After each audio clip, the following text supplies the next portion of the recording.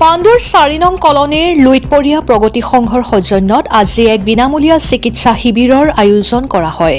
সংঘৰ বিহু কমিটি আৰু মাৰোৱাৰী হস্পিটেলৰ সহযোগিতাত আজি দিনৰ প্ৰায় 11 মান বজাৰ পৰা 2 বজালৈ উক্ত বিনামূলীয়া চিকিৎসা সেৱা আগবঢ়োৱা হয়। শিবিৰত প্ৰায় 200 গৰাকী ব্যক্তিয়ে এই চিকিৎসা সেৱা গ্ৰহণ কৰে।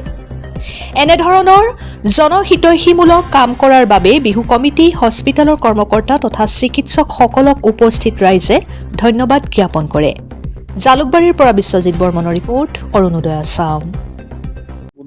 প্ৰগতি সংঘৰ দ্বাৰা আয়োজিত আমাৰ কালচাৰেল সাংস্কৃতিক সন্ধিয়া, যদিও আমি বহাগী বিদায় অনুষ্ঠানটো আমি 14 মে'ত ঠিক কৰিছিলোঁ, কিন্তু আমাৰ পৰিস্থিতি সাপেক্ষে আমাৰ ইণ্ডিয়া আৰু পাকিস্তানৰ যুদ্ধৰ মুহূৰ্তত আমাৰ গভৰ্ণমেণ্টৰ পৰা সেইটো বাতিল কৰি দিলে।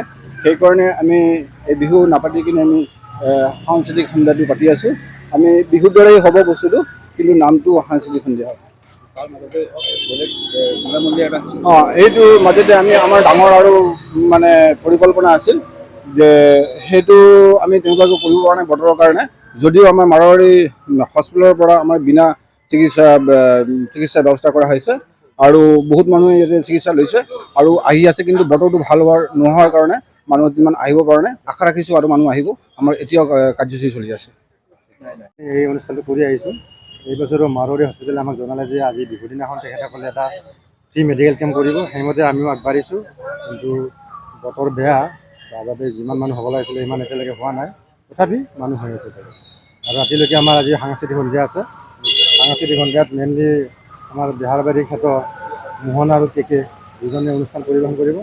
আমি পাণ্ডুবাসী ৰাইজৰ উপস্থিতি শ্ৰদ্ধাৰে কামনা কৰিছোঁ।